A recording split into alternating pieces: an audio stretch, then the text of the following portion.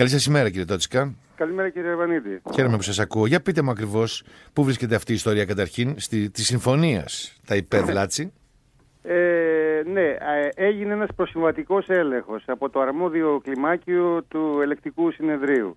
Και εκεί πέρα, μετά από μια πολύ αναλυτική έκθεση του κλιμακίου, αποδεικνύεται δηλαδή πασιφανώς ότι όλη αυτή η διαδικασία που ακολουθήθηκε μέχρι τώρα είναι πέραν κάθε κανονισμού, νομιμότητας κτλ.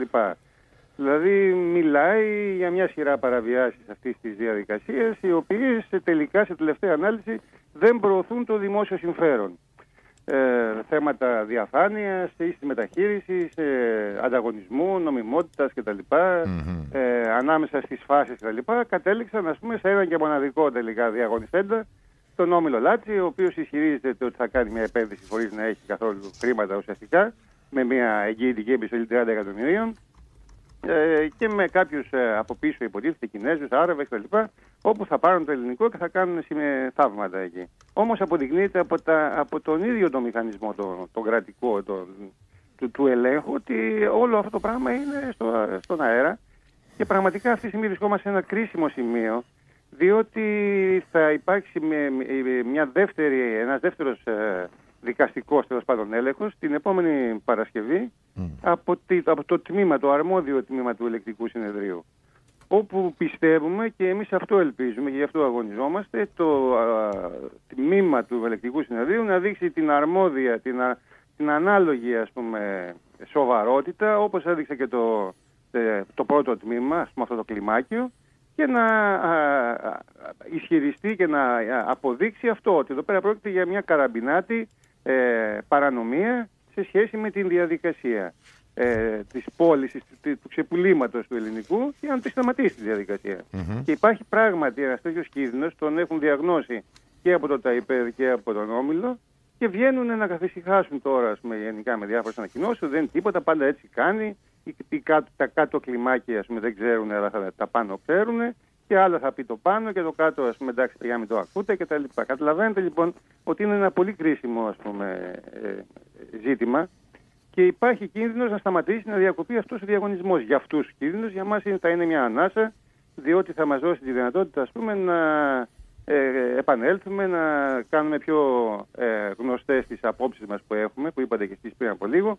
Εμείς μιλάμε για ένα μητροπολιτικό πάρκο στο ελληνικό, το οποίο θα έχει υψηλό πράσινο, θα είναι κυρίως πάρκο δηλαδή, θα έχει πολιτιστικές και αθλητικές δραστηριότητες, μπορεί να αυτοχρηματοδοτείται. Με τον κύριο Μπελαβίλα που είχα κουβεντιάσει πολλές φορές με τον καθηγητή. Βεβαίως, είναι γνωστό. Αλλά υπάρχει μια άλλη αντίληψη, μια άλλη λογική. Όχι, θέλω να πω μόνο τούτο, κύριε Τότσικα. Ότι σύμφωνα με τη μελέτη και με τις μελέτες που έχουν κάνει οι επιστήμονες, πέρα από τις προτάσεις των κατοίκων που θα ήθελαν, και λογικό να θέλουν ένα μητροπολιτικό πάρκο από το να έχουν μπετό και καζίνο μέσα στην περιοχή, μας έλεγε ο κύριος Μπελαβίλας ότι είναι και οικονομικά συμφέρουσα και βεβαίως μπορεί πραγματικά το πάρκο να φέρνει τα λεφτά του και βεβαίως να μπορεί να δίνει και αυτό που δεν ξέρω πώς αξιολογείται, να μπορεί ο κόσμος να αναπνέει. Γιατί έχουμε ένα θέμα μεγάλο γενικότερα και μετά το χτύπημα της Πάρνηθας και του ημιτού από τις φωτιές. Υπάρχει μια πολύ αξιόλογη μελέτη, η οποία μπορεί να θεωρηθεί σαν μια μελέτη κορμός, και από εκεί πέρα υπάρχουν και επιμέρους, ας πούμε, με ζητήματα ανοιχτά, τα οποία μπορούν να προχωρήσουν. Αυτό που είναι βέβαιο, ότι είναι με ένα χαμηλό κόστος μπορεί να δημιουργηθεί ένα